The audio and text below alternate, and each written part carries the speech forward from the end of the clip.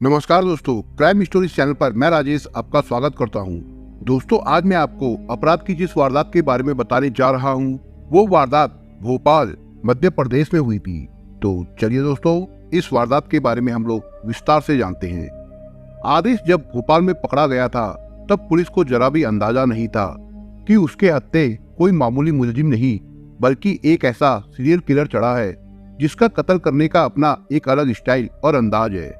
जब 34 हत्याओं की बात उसने स्वीकारी थी, तो इसकी गूंज न केवल देश बल्कि विदेश तक भी पहुंच गई थी।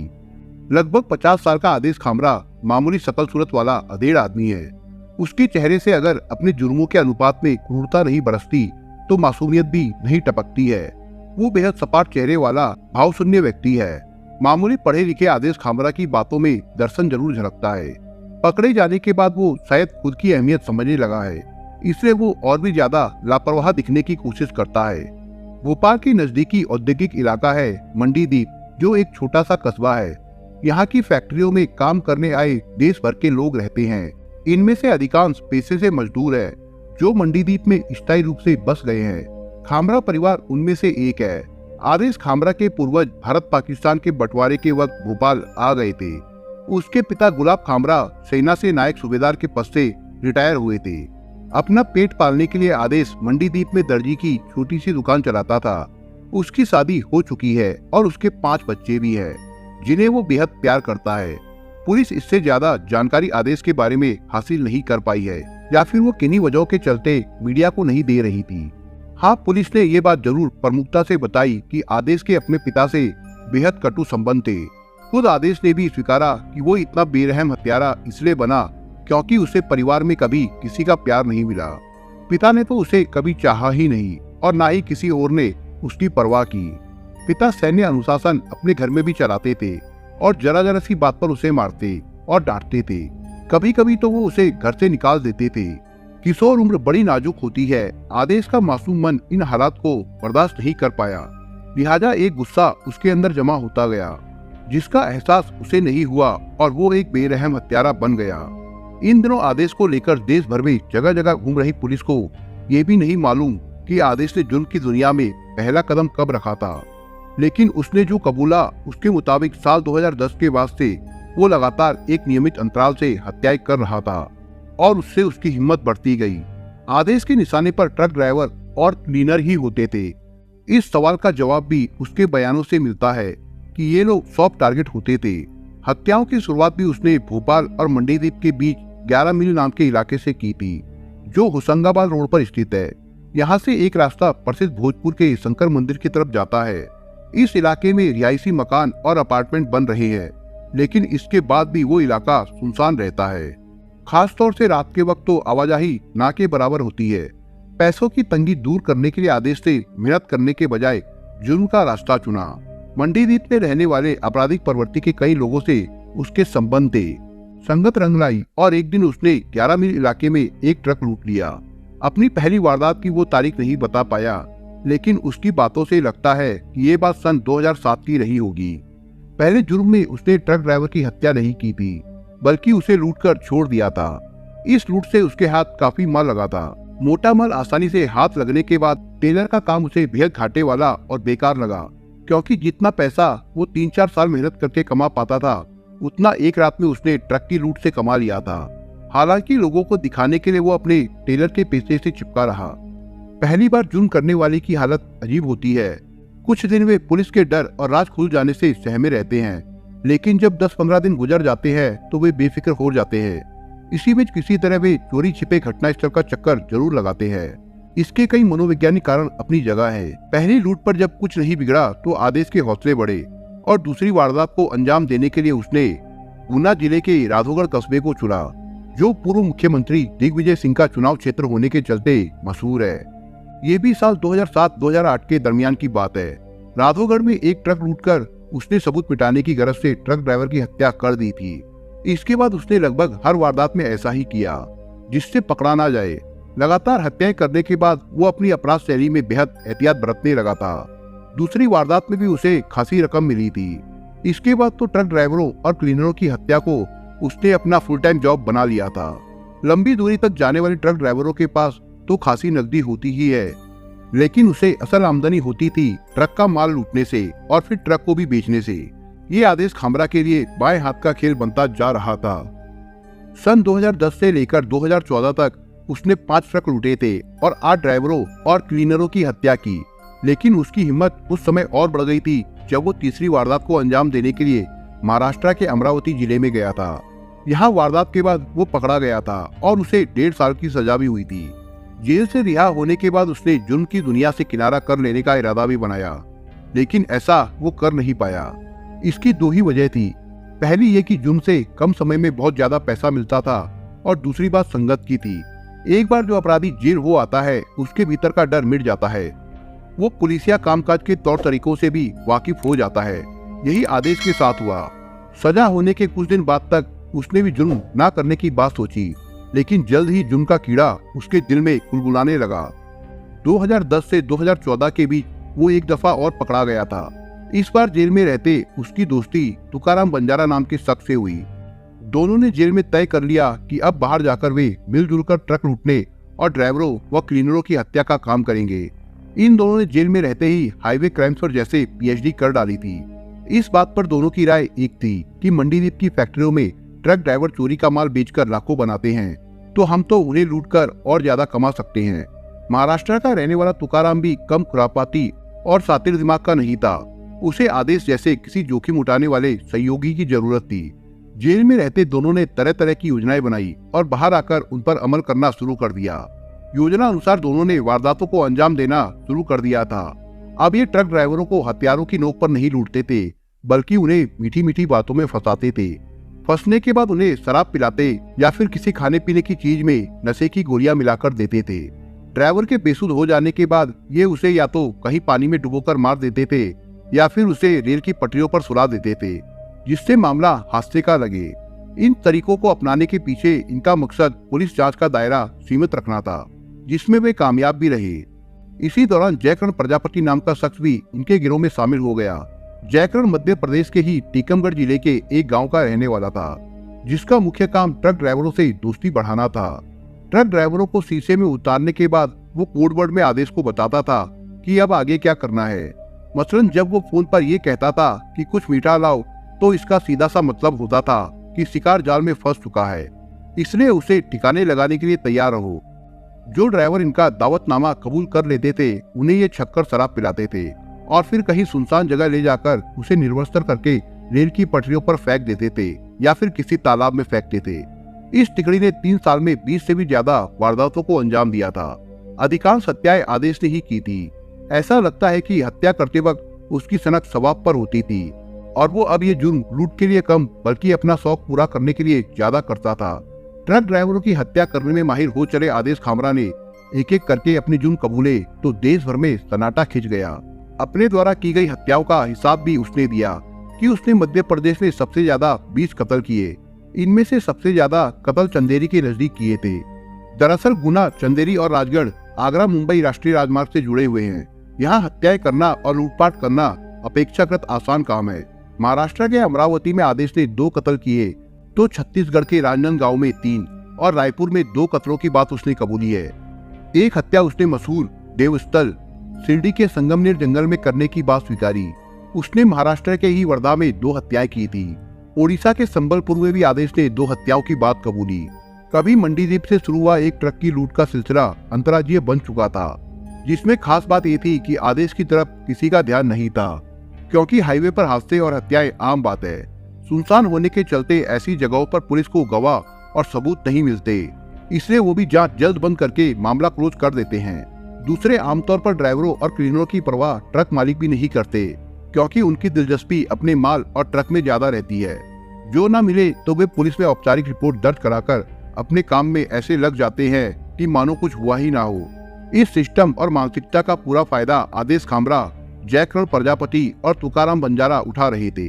आदेश खामरा यूं ही पुलिस के फंदे में नहीं आ गया, बल्कि उसे अपना दायां हाथ कहे जाने वाले जयकरण की एक भूल काफी महंगी पड़ी।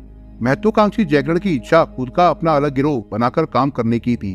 जयकरण के जहन में ये ख्याल आया कि क्यों ना एक दफा अपने दम पर ऐसी किसी वारदात को अंजाम देकर देखा जाए कि कितनी कामयाबी हाथ रखती है। बस इसी को हकीकत में बदलने की कोशिश में वो पकड़ा गया। साथ में अपने बॉस आदेश खामरा और साथी तुकाराम को भी रेड हुआ यूं था कि अगस्त के ही पहले हफ्ते की बात है। भोपाल के बिलरखिया थाने में बंसल कंपनी के मालिक ने रिपोर्ट दर्ज कराई थी कि उनका एक ट्रक मंडी जिप से सरिया लेकर रवाना हुआ है, लेकिन मंजिल तक नहीं पहुंचा है। बिलखिरिया थाने के टीआई लोकेंद्र सिंह के जरिए ये बात एसपी राहुल और उनसे होती हुई आईजी जयदीप प्रसाद तक पहुंची तो पुलिस महकमे ने इस पर गंभीरता से कार्रवाई शुरू कर दी। दरअसल भोपाल पुलिस के आला अफसर लगातार मिल रही ऐसी रिपोर्टों और शिकायतों से परेशान हो चले थे, जिनमें ट्रक रवाना तो हुआ था लेकिन अपने गंतव्य तक नहीं पहुंचा था। हैरानी की बात यह थी कि ट्रक के साथ साथ उसके ड्राइवर और क्लीनरों का भी अता पता नहीं लग रहा था। आईजी जयदीप प्रसाद ने एसपी राहुल के नेतृत्व में एक जांच टीम गठित कर दी। इस टीम ने बंसल कंपनी के लापता हुए ट्रक को लक्ष्य बनाकर जांच शुरू की तो जल्द ही सुराग भी हाथ लग गया। तब पुलिस को इस बात का कतई अंदाजा नहीं था कि उसके हत्थे कौन चढ़ने वाला है। जांच में भोपाल के ही आनंद नगर इलाके के एक जगह लगे सीसीटीवी कैमरे की फुटेज में जब ये दिखा कि एक ट्रक से सरिया उतारकर दूसरे ट्रक में रखे जा रहे हैं तो पुलिस टीम को लगा कि हो ना हो ये ट्रक बंसल कंपनी का ही होगा। कोशिश की गई तो भोपाल के अयोध्या नगर इलाके में एक लावारिस ट्रक खड़ा मिला। साथ ही मिल गया ट्रक ड्राइवर लखन सिंह का शव। इसके बाद तो पुलिस वालों की बाछें खिल उठी। उत्साहित पुलिस वालों ने सीसीटीवी फुटेज में चोरी के सरिये खरीदने वाले को तलाश लिया। उसकी मदद से असली खरीदार महेश को अपनी गिरफ्त में ले लिया गया। मंडीदीप निवासी महेश से जब पुलिस ने पूछताछ की तो उसने जयकरण का नाम लिया। जयकरण को भी उठाने में पुलिस ने देर नहीं की। पूछताछ में वो जल्दी ही टूट गया और उसने अपना गुनाह स्वीकार भी कर लिया कि ट्रक को उसी ने लूटा है। उसने ये भी बताया कि हत्या करने के बाद ड्राइवर का शव फेंक दिया गया था। जयकरण ने बताया कि ये ट्रक उसने 11 मील इलाके में लूटा था और सरिया दूसरे को बेच दिए थे। यहाँ जयकरण ने वो गलती की थी जो उसका उस्ताद आदेश खामरा कभी नहीं करता था। वो गलती ये थी कि लूटे गए ट्रक को लावारिस छोड़ देना। जयकरण का इरादा पहले ट्रक बेचने का था, लेकिन उसने बाद में अपना इरादा बदल दिया था। जब जयकरण से पूछताछ चल रही थी तभी इत्तेफाक से मंडीदीप के ही एक ट्रांसपोर्टर मनोज शर्मा भी बिसरोद थाने पहुंच गए थे। मनोज ने पुलिस को बताया कि उन्होंने अपने ट्रक में चावल भरकर पुणे भेजे थे। ट्रक पुणे तक पहुंचा भी और वहां से चीनी लेकर वापस भोपाल के लिए रवाना भी हुआ, लेकिन अभी तक यहां नहीं पहुंचा। मनोज के मुताबिक उस ट्रक में लगभग 10 लाख रुपए कीमत की चीनी थी। जैसे ही मनोज ने ड्राइवर का नाम जयकरण बताया तो पुलिस वालों के चेहरे चमक उठे, क्योंकि जयकरण पहले से ही उनकी गिरफ्त में था। लेकिन नई समस्या ये थी कि बिलखिरिया थाने में बैठा जयकरण शक्कर का ट्रक कैसे उड़ा सकता था। इस बाबत जब उससे पूछताछ की गई तो उसने बताया कि मनोज वाला ट्रक उसने आदेश खामरा के हवाले कर दिया था। अब तस्वीर साफ हो गई कि आदेश 10 लाख रुपए की शक्कर कहीं ना कहीं तो जरूर बेचेगा, लेकिन इसका अंदाजा ना तो पुलिस लगा पाई और ना ही जयकरण कुछ बता पाया। इस वक्त ट्रक कहाँ होगा ये भी पुलिस को नहीं मालूम था। ये समस्याएं भी बैठे बिठाए हल हो गई जब मनोज ने ये बताया कि उन्होंने ट्रक में एक गोपनीय जगह जीपीएस फिट कर रखा है। ये ट्रक जिस किसी टोल नाके से गुजरता था तो उसकी लोकेशन उनके मोबाइल पर आ जाती थी।